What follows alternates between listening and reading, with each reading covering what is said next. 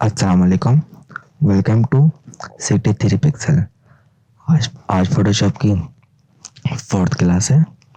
तो आज हम देखेंगे क्रॉप टूल और सेकंड वाला भी क्रॉप टूल ही है, स्लैश टूल। तो इनसे क्या काम होता है वो मैं आपको बताऊंगा। तो हम स्टार्ट करते हैं। तो अभी फिलहाल नॉर्मल क्रॉप टूल पे सेलेक्ट करा हुआ है मैंने। तो क्रॉप टूल तो सबको ही पता है, क्रॉप इमेजेस वगैरह क्रॉप करने का काम में आता है। जिस तरह मैं क्रॉप करके टिक कर दूं या कीबोर्ड से एंटर कर दूं तो ये क्रॉप हो गया। तो अभी फिलहाल मैं कंट्रोल जेड कर रहा हूँ।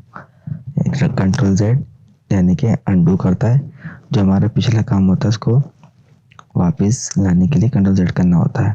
तो खैर क्रॉप टूल का तो सबको पता है क्या काम करता है, लेकिन क्रॉप टूल के जो ऊपर जो ऑप्शन आ रहे हैं मैं आपको उसके बारे में बताऊंगा कि ये ऑप्शन क्या काम करता है। तो देखते हैं हम लोग। दूसरा जो हमारा इसके अंदर और भी जो ऑप्शंस हैं, अगर मैं इस पर क्लिक करूं 1 बाय 1 पे यानी स्क्वायर पे, तो ये देखें इसने मेरा पहले ही इसने इमेज को क्रॉप कर दिया है।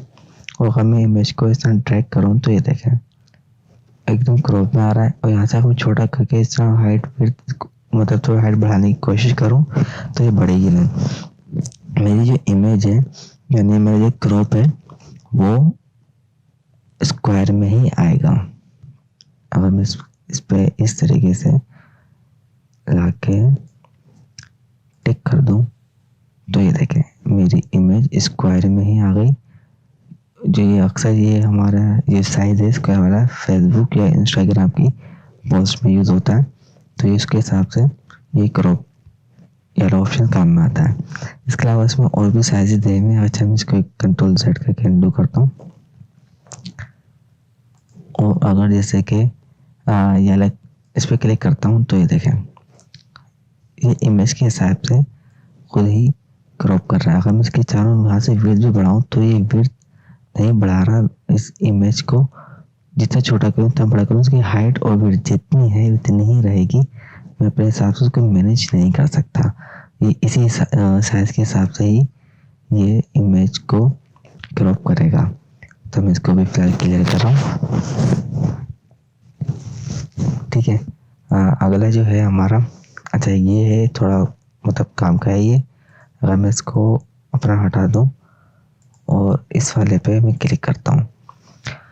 अच्छा मेरी इमेज को अगर आप देखें ध्यान से तो मेरी इमेज की विड्थ है वो ज़्यादा है और हाइट है कम। तो ये मेरी इमेज के हिसाब से ही इसको ही क्रॉप करेगा। ये अक्सर उन इमेज पे काम में आता है। अगर जैसे कि आप कोई भी इमेज को क्रॉप कर रहे हैं तो आपको डर रहता है कि कहीं मैं ज़्यादा विड्थ कम ना कर दूं या थोड़ी हाइट कम ना कर दूं। तो ये अपने हिसाब से ये इस तरीके से क्रॉप कर सकते हैं आप। ठीक है। उसको मैं कंट्रोल जेड कर रहा हूँ दोबारा से। अच्छा अब अगला ये जो है ये क्रॉप के ये साइज़ वगैरह है। अगर मैं इस पर क्लिक करता हूँ तो ये देखें ये साइज़ आ गए। और यहाँ से मैं क्लियर कर दूँ तो ये सब क्लियर हो गया। ठीक है। अगला जो हमारा है ये टूल है, ये क्या करता है ये देखते हैं। अच्छा इसको मैं पहले वापस सेट कर दूँ। ठीक है। तो ये जो ऑप्शन है अगर मैं इस पर क्लिक करता हूँ तो ये देखें सिलेक्ट हो गया। अगर मैं इस पर दोबारा से क्लिक करता हूँ तो ये अनसेलेक्ट हो गया। तो इस पर मैं क्लिक करूँगा एक दफ़ा और इसके बाद इस इमेज को अगर आप ध्यान से देखें ये इमेज है ऊपर वाला हिस्सा है मेरा ये थोड़ा क्रॉस में आ रहा है। तो मैं ये चाह रहा हूँ कि ये क्रॉस में ना आए बल्कि ये सीधी हो जाए इमेज बिल्कुल जैसा बिल्कुल स्ट्रेट हो जाए। ठीक है। तो मैं इस पर एक दफ़ा क्लिक करूँगा सॉरी इस पर टिक करके मैं इसको ड्रैग करूँगा। इस तरह मैं ड्रैग करूँ और इसको जैसे छोड़ूंगा मैं तो ये देखें इसमें से सीधा कर दिया। और ये मुझसे पूछ भी रहा है कि अगर हम इस तरह क्रॉप करते हैं तो इसे इमेज को रोटेट कर दिया है और ये इतना हिस्सा हमारा कटेगा इमेज का। और उस पर मैं टिक करता हूँ तो ये देखें ये बिल्कुल सीधा हो गए और ये इमेज हमारी क्रॉप हो गई। तो आई होप आपको समझ में आ रहा होगा जो मैं समझाना चाह रहा हूँ। तो इसमें और देखते हैं और क्या ऑप्शन हैं।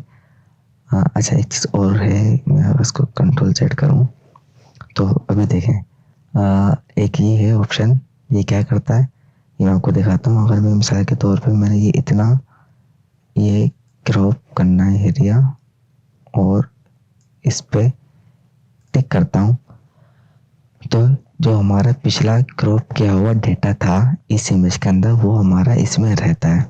तो अगर मैं इस पर दोबारा से ड्रैग करता हूँ क्रॉप को टूल लेके, तो ये देखें ये हमारा अभी भी बैकग्राउंड में ये हमारा डेटा हैगा, ये डिलीट नहीं हुआ है। हाँ, अगर आप इसको इस तरीके से इसकी इमेज निकाल लें तो फिर यहाँ पे जो डेटा इसका सेव था वो हट जाएगा। और अगर आप चाहते हैं कि डेटा इसमें रहे तो आपको इस इमेज को psd फॉर्मेट में इसको सेव करना होगा, तो ही जाके आपका इसके अंदर वो डेटा रहेगा। ठीक है, अगर मैं इसको दोबारा से क्लिक करूं और ये देखें ये अभी भी इसके अंदर हैगा, पिक क्रॉप करूं तो ये इसमें रहता है। तो मैं कंट्रोल सेट कर रहा हूँ, कंट्रोल सेट एंड अनडू। ठीक है, तो इसके अंदर अगर आप चाह रहे हैं डिलीट करना परमानेंट, तो अगर मैं इस पर टिक करता हूँ और इसको फिर मैं इसका छोटा करके टिक करता हूँ तो ये देखें एक क्रॉप हो गई। मैं दोबारा से इस पर ट्रैक करता हूँ तो ये देखें आपके पास बाहर की तरफ कुछ भी शो नहीं कर रहा है, क्योंकि वो परमानेंट ही डिलीट हो चुका है। तो उसको वापस लाने के लिए कंट्रोल जेड कर दूंगा तो ये देखें ये सब वापस आ गया। तो ये इसलिए काम में आता है। ठीक है, तो ये जो है ये वाला ऑप्शन हमारा ये कुछ ग्रिड बनाता है। अगर आप इस तरह देखें कि जैसे मैं क्रॉप टूल लेके क्लिक करता हूँ तो ये मेरे कुछ हिस्सों में डिवाइड करा हुआ है इमेज को, 1 2 3 1 2 3 इस तरीके इसको डिवाइड करा हुआ है। इसमें और भी हैं ग्रिड वगैरह हमारे ट्रायंगल शेप में, मतलब और भी शेप में है। ये ज़्यादा यूज़फुल नहीं रहते हैं, लेकिन जो अपना डिफ़ॉल्ट है उस पर ही आप क्लिक रखें, वो ज़्यादा ही सही रहेगा। तो अच्छा खैर, अब ये जो है अगला है कंटेंट अवेयर। अब ये बहुत ही ख़ास टूल है और ख़ास ऑप्शन है ये वाला, और काफ़ी जगहों पे ये हमारे काम में आता है। और अगर किस साइज़ होता है मैं आपको दिखाता हूँ। और मिसाल के तौर पे मैं चाह रहा हूँ इसकी विड्थ बढ़ाना है इमेज की। अगर मैं इस क्रॉप टूल से इसकी विड्थ बढ़ाना, अगर मैं इस तरह यहाँ पर ड्रैग करता हूँ और इंटर करता हूँ तो अभी फ़िलहाल बैकग्राउंड में कुछ भी नहीं है। तो इसने खाली क्या करा, मुझे वो दे दिया एम्प्टी एरिया। और अगर मैं इसको पीछे बैकग्राउंड लेके यहाँ से न्यू ले लिए मैंने, और ऊपर जो कलर है ब्लैक वाला इसको मैं फिल करता हूँ और इसको फिर इस तरह ट्रैक करके इसको नीचे लेके आता हूँ तो देखिए ब्लैक एरिया आई है। लेकिन मैं चाह रहा हूँ कि इसको इस तरह क्रॉप करूँ कि ये हिस्सा, ये एरिया यहाँ पे भी आ जाए। तो मैं इसके पहले कंट्रोल जेड कर रहा हूँ। ठीक है, अगर मैं इस पर क्लिक करता हूँ, ठीक है, इसके बाद यहाँ पे क्लिक करा एक सिंगल ये क्रॉप टूल और इस पर अप्लाई हो गया। और इस पर जैसे ही मैं इसको थोड़ा सा ट्रैक करता हूँ, मैं चाहूँ कि इतना एरिया यहाँ पे आ जाए, और जैसे इस पर मैं टिक करूँगा थोड़ा सा प्रोसेस आएगा यहाँ पे, ये फिल कर रहा है, ये देखें ये इसने थोड़ा सा विड्थ बढ़ा दी। और अगर मैं चाहूँ इस तरफ से भी थोड़ा विड्थ आ जाए बाहर, तो ये देखें थोड़ा सा इसको इस तरह क्लिक करा और ये टिक करा, ये आ गया। और अगर आप चाहने कि मतलब बहुत ज़्यादा ही मतलब वो बहुत मुश्किल है, क्योंकि ये अक्सर कुछ ही जगहों पे कुछ ही ऑप्शंस पे बैकग्राउंड पे अप्लाई होता है। आप ज़्यादा पे इसको बैकग्राउंड को खींचेंगे इस तरह से तो ये उल्टा ख़राब ही होगा। ये देखें थोड़ा सा इसने ये ख़राब कर दिया इमेज को। तो आप इस तरीके से इसको ज़्यादा मत करिएगा। ये सिर्फ कुछ ही इमेजेस पे ये अप्लाई होता है, लेकिन ये काफ़ी हद तक बेहतर रहता है और काफ़ी यूज़फुल भी है। अच्छा, मैं इसको कंट्रोल सेट करता हूँ, या बोल के एक मिनट रुके आपको एक चीज़ दिखाता हूँ। हम दोबारा इस पर क्लिक करूँगा, मुझे हाइट बढ़ानी है इसकी। मैं हाइट वेट कहीं से भी ऊपर नीचे से इसका मैं कंटेंट इमेज यूज़ करके यूज़ कर सकता हूँ। इसको हम और भी जगहों पे यूज़ कर सकते हैं, इसका मैं आपको बाद में बताऊँगा। ये देखें, ठीक है। अब मैंने, अगर आप ध्यान से देखें कि मैंने इस इमेज में थोड़ा ज़्यादा काम करा है, यानी कि यहाँ से भी क्रॉप करा है मैंने, यहाँ से भी क्रॉप करा है, यहाँ से भी इसको मैंने क्रॉप करा है। अब मैं अंडू करूँगा यानी कंट्रोल जेड, तो अंडू मुझे 3 से 4 दफ़ा दबाना पड़ेगा, control Z control Z control Z. तो मैं फिर अपनी जो मेरा पुराना जो था ओरिजिनल इमेज में उस पर आऊँगा। लेकिन अगर मैं एक शॉर्ट की है, अगर मैं वो दबाऊँ कीबोर्ड में से यानी F12, तो ये मेरा वो इमेज आ गया जो मैंने जिस पे मैं काम स्टार्ट करा था। यानी अब अगर गलती से आपका कंट्रोल सेट हो जाए और मतलब काफ़ी सारा काम है और आपने इमेज सेव कर दिया और तो यानी फिर आपको इमेज बंद करनी पड़ेगी। फिर आप वो डेस्कटॉप पर जाएंगे जहाँ आपकी इमेज सेव है, वहाँ से ला के फिर आप फोटोशॉप पर आपको खुलना होगा, तो फिर आपका काम स्टार्ट करेंगे। तो ये एक शॉर्ट की है F12, इससे आपकी जो काम इस पर आपने करा हुआ होता है वो हट जाता है और बिल्कुल नई सीधे से इमेज पे आप काम कर सकते हैं, ठीक है। तो क्रॉप टूल आपको समझ में आया होगा कि क्या काम करता है। अच्छा, दूसरा जो क्रॉप है ये किस काम में आता है, तो अगर मैं इस पर नॉर्मल ट्रैक करूं तो ये क्रॉप की तरह ही क्रॉप वो आ गया है, लेकिन इसका जो थोड़ा तरीका मतलब इस तरह हाईलाइट देखें और ये वाला तो क्रॉप नहीं था, ठीक है। तो इसका अगर मैं इंटर मारूं तो ये नॉर्मल क्रॉप हो गया है। इसे खुद ही हाइट देते खुद ही इसने विड्थ में इसको एडजस्ट कर लिया है। मैं इसको कंट्रोल जेड कर रहा हूँ। ये किस काम में आता है मैं आपको ये दिखाता हूँ। अगर मैं ये चाह रहा हूँ कि ये इमेज को मैं अपने हिसाब से क्रॉप करूँ, यानी कि स्क्वायर में नहीं करूँ, थोड़ा अलग शेप में करूँ, यानी कि इस तरह क्लिक करके थोड़ा सा क्रॉस में, यहाँ से भी थोड़ा इस तरह क्रॉस में और यहाँ पे इस तरह क्रॉस में, यानी कि इस तरीके से मैं चाह रहा हूँ इमेज को क्रॉप करना। और मैं इंटर करता हूँ तो ये देखें इसने अपनी फिलहाल अपनी मर्जी से ये इमेज की हाइट और विड्थ लेके इस तरह क्रॉप करा, थोड़ी सी इमेज को इसने खींच दिया। मैं इसको फिलहाल क्लियर कर रहा हूँ, कंट्रोल जेड। तो इसको हम किस तरह यूज़ करेंगे मैं आपको और बताता हूँ। जैसे कि मिसाल के तौर पे ये आप इसको यहाँ पे साइज़ भी दे सकते हैं अपने हिसाब से। अगर मैं ये चाह रहा हूँ कि जो इमेज का ओरिजिनल साइज़ है उस पर यह आए, यानी कि हाइट विड्थ और रेजोल्यूशन कितनी इमेज की, मैं इस पर क्लिक करता हूँ तो ये देखें रेजोल्यूशन भी शो कर रहा है। रेजोल्यूशन वो होती है जो आप न्यू डॉक्यूमेंट अगर बना रहे होते हैं, इसको मैं बंद करूँ, न्यू डॉक्यूमेंट आप बना रहे होते हैं, यहाँ पे भी आपसे वो पूछ रहा होता है कि आपकी इमेज का रेजोल्यूशन आपको कितना रखना है। तो ये वही रेजोल्यूशन यहाँ पे भी शो कर रहा होता है, ठीक है। अब इस टूल से आप किस तरह की क्रॉपिंग कर सकते हैं मैं आपको ये दिखाता हूँ। ये मैंने कुछ इमेजेस खोली हैं, मैं अगली इमेज पे जाता हूँ। तो अगर इस इमेज को देखें मेरे फ्रेम में ऐड है और ये इमेज थोड़ी सी क्रॉस भी है। अगर मैं इस इमेज को क्रॉस में क्रॉप करूँ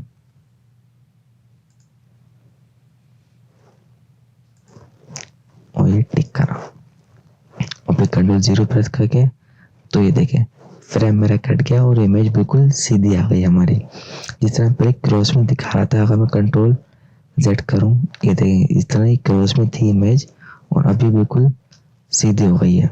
तो ये टूल हमारे इन चीज़ों की क्रॉपिंग में काम में आता है। तो अगला ही एक इमेज और दिखाता हूँ मैं आपको। ये इमेज भी क्रॉस में, अगर मैं इसको क्रॉप करूँ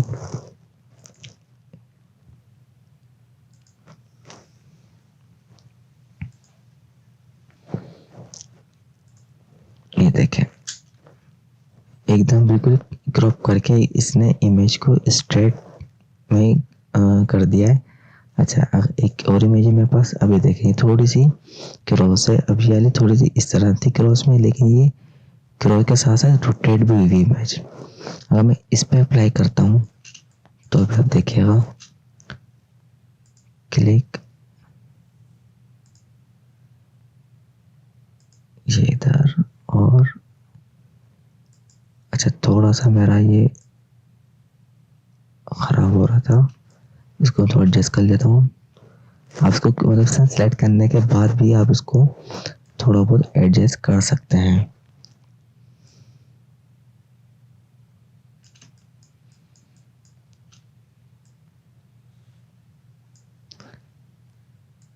अच्छा, मैं इमेज के ऊपर इस तरह स्पेस के बटन दबा के इस तरह ये ऊपर नीचे की तरफ जा रहा हूँ।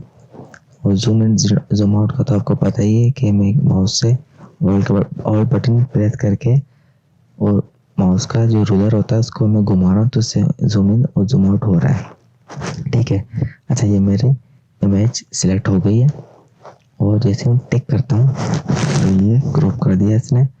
कंट्रोल 0 दबाता हूँ मैं तो ये ओरिजिनल साइज पे आ गया। और ये देखें इमेज को एकदम क्रॉप, बिल्कुल स्क्वायर उसमें काटा है और इमेज का रेजोल्यूशन भी ख़राब नहीं करता है। ये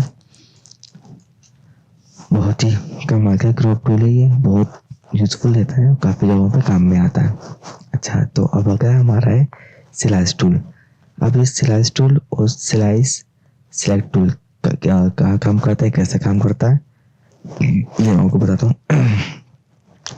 ये एक इमेज है, मैं इसको फिलहाल अभी डिफ़ॉल्ट सेटिंग में नॉर्मल पे कर रहा हूँ। ठीक है, अगर मैं इस पे एक छोटा सा अगर आइकॉन के ऊपर गौर से देखें तो एक नाइफ बना हुआ है, नाइफ की तरह बना हुआ है ये।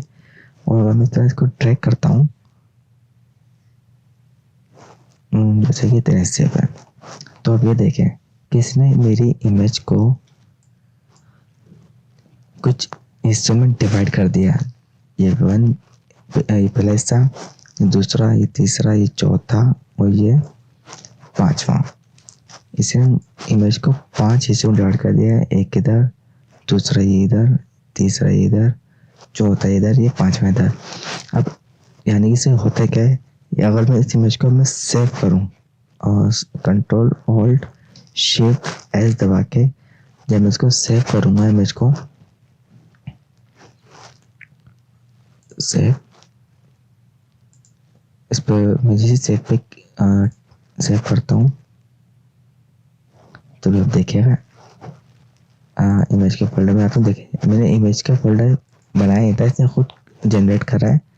और इसके अंदर जाता हूँ तो ये देखा इस इमेज को इसने कुछ हिस्सों में खुद ही डिवाइड कर दिया। जो मैंने साइज बताया था इसे मेन साइज वो रखा है, बाकी के इसने ऑटोमेटिक साइज दिया है अपने हिसाब से और इसको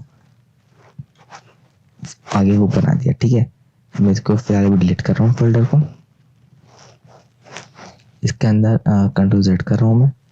अच्छा, अगला जो ऑप्शन है फिक्स वाला, इसको देखते हैं। अब फिक्स में क्या होता है कि अगर मैं इसको जैसे ड्रैग करूं तो ये खुद ही उसमें आ रहा है, यानी कि ऐसा लग रहा है कि जैसे जिस तरह हम लोग कंट्रोल Z करता हूँ, यार टूल पे हम लोग शिफ्ट दबा के जब लोग प्रेस वो कर रहे थे सिलेक्शन कर रहे थे, एक तरह स्क्वायर में आ रहा है ये। ठीक है, अगर मैं शिफ्ट छोड़ता हूँ तो ये देखें हम अपने हिसाब से इसको कहीं पे भी मूव कर सकते हैं सिलेक्शन करने के लिए। इसी तरीके से अगर मैं इस वाले पे आके यहाँ सिलेक्ट करता हूँ और उसको मूव करता हूँ तो ये इसी हिसाब से चला, जैसे कि मैं शिफ्ट प्रेस कर रहा हूँ। जैसे इसको मैं यहाँ पे ड्रैग करने के बाद इसको छोड़ता हूँ तो ये देखें इसे फिर दोबारा से इसे 5 हिस्सों में डिवाइड कर दे, लेकिन ये वाला हिस्सा इस बार इसने इतना सा लिया है। अगर आप और हिस्सा ऐड करना चाह रहे हैं तो इसका ड्रैग करें और छोड़ दें तो ये देखें इस बार इसने 9 हिस्सों में डिवाइड कर दिया है और हिस्से भी इसने यहाँ पे ज्वाइन कर दिए हैं। ठीक है, अब अगला जो है हमारा, मैं इसको कंट्रोल Z कर रहा हूँ। इसके अंदर एक और है फिक्स साइज। अच्छा, अब ये क्या करता है, फिक्स साइज का काम ये है कि आप यहाँ पे अपनी मर्जी से साइज दे सकते हैं इमेज में जो आप देना चाहते हैं। अब जैसे कि मिसाल के तौर पे मैं यहाँ 1500 दे रहा हूँ और यहाँ पे 2000। ठीक है, जूम थोड़ा सा जूम आउट करके इस तरह से मैं खाली क्लिक कर रहा है तो इसने और पहले से ही मुझे एक बॉक्स बना के दे दिया। अब मैं इस बॉक्स को अपने हिसाब से कहीं भी इसको छोड़ता हूँ तो देखें इसने इसको डिवाइड कर दिया है, लेकिन सिर्फ ये जो हिस्सा है जो मेरा जो साइज का जो मैंने यहाँ पे सेलेक्ट करा है साइज, ये वो हिस्से में से डिवाइड कर रहा है। विड्थ, इसकी विड्थ जो है 1500 है और हाइट जो है 2000। तो इसने हाइट और विड्थ जो है मेरे हिसाब से रखी, लेकिन बाकी हिस्से इसने अपने साइज़ के हिसाब से इसको कन्वर्ट कर दिया, अपने साइज़ के हिसाब से उसको सेट कर दिया। ठीक है, अब मैं कंट्रोल Z करता हूँ और मैं ये चाह रहा हूँ कि इसको अपनी मर्ज़ी से काटूँ, यानी कि मैं चाह रहा हूँ इसके 4 हिस्सों में डिवाइड करूँ, एक हिस्सा, दूसरा हिस्सा, तीसरा हिस्सा, चौथा हिस्सा। इसको मैं चार हिस्सों में डिवाइड करना, और मैं कैसे करूँगा? तो अगला ये ऑप्शन है स्लाइस फ्रॉम गाइड। अच्छा, अब ये ऑप्शन मेरा हाईलाइट नहीं, इसे क्लिक कर रहा हूँ तो ये शो नहीं कर रहा। तो ये किस तरह काम करेगा? तो इसके लिए मुझे कीबोर्ड में से कंट्रोल R का बटन दबाना होगा। तो ये भी ऊपर देखें, अगर आप यहाँ पर रूलर आएगी, मैं फिर से प्रेस कर रहा हूँ तो ये हट गया। मैं फिर कंट्रोल R प्रेस कर रहा हूँ तो ये आ गया। तो ये मेरे पास रूलर हिट कर रहा है। रूलर यानी कि एक तरीके स्केल की तरह हमारे पास काम करता है।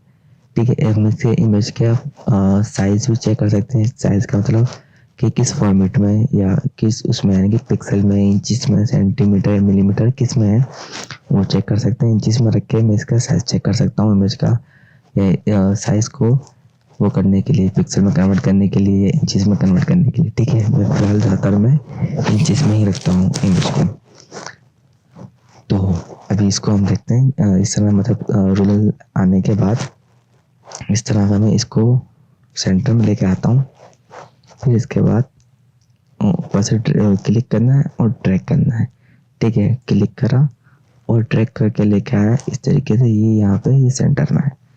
तो अब ये देखें वो शो हो गया।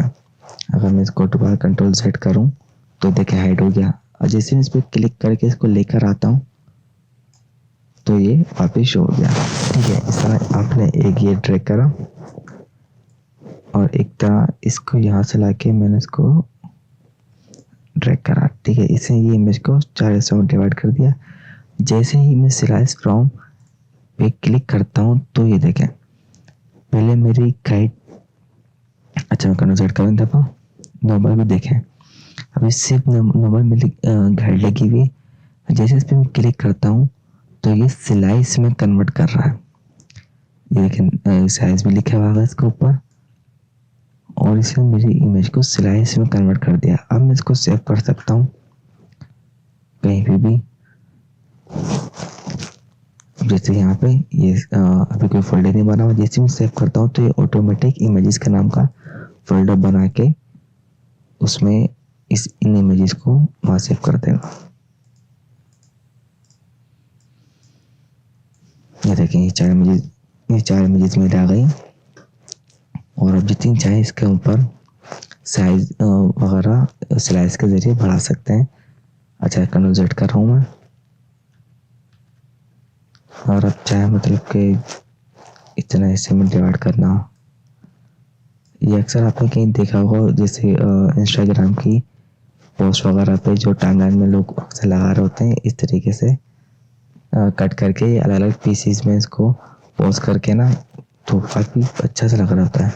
तो इस तरह भी आप इसको यूज़ कर सकते हैं। ये देखें, इतने हिस्सों में से डिवाइड कर दिया है। तो उसको फिर मैं कंट्रोल Z कर रहा हूँ, और एक और इसके अंदर ऑप्शन है स्लाइस सेलेक्ट टूल। अच्छा, ये किस लिए काम में आता है? अगर मैं इस पर क्लिक करता हूँ इमेज पे, यहाँ पे एक दे रहा है डिवाइड का, डिवाइड पे आता हूँ तो ये इस पर क्लिक करता हूँ और इस पर भी। अब ये जो है, अब इस पर अपनी मर्जी से आप ढाल सकते हैं। जैसे कि मैं चाह रहा हूँ कि इसमें 5 रो आ जाए और 5 कॉलम आ जाए। तो ये देखें, इसने डिवाइड कर दिया 1 2 3 4 5, 1 2 3 4 5। इस इमेज को इतने हिस्सों में से डिवाइड कर दिया। अच्छा, अब ये स्लाइस टूल हमारा कब कब काम में आता है, किन जगहों पे काम में आता है? जिस तरह हम वेबसाइट के मॉकअप डिज़ाइन कर रहे होते हैं, तो वहाँ पे अक्सर पहले हुआ करता था स्लाइस तरह, मतलब वेबसाइट बना के फोटोशॉप पे उसका मॉकअप बनाने के बाद इस तरीके से हम लोग स्लाइस को काट के, और इनकी इमेजेस होती थी वो वहाँ पे वेबसाइट पे अपलोड करने के काम में शो कराने के लिए। तो अब तो फिलहाल इस तरह नहीं होता है, लेकिन पहले इस तरह हुआ करता था। आई होप आपको ये क्लास समझ में आई होगी, और अगर ना समझ में आए तो आप मुझे कमेंट करके पूछ सकते हैं, और मेरी वीडियो पर लाइक कमेंट करना मत भूलिएगा। अपना ख्याल रखिएगा। अल्लाह हाफिज़।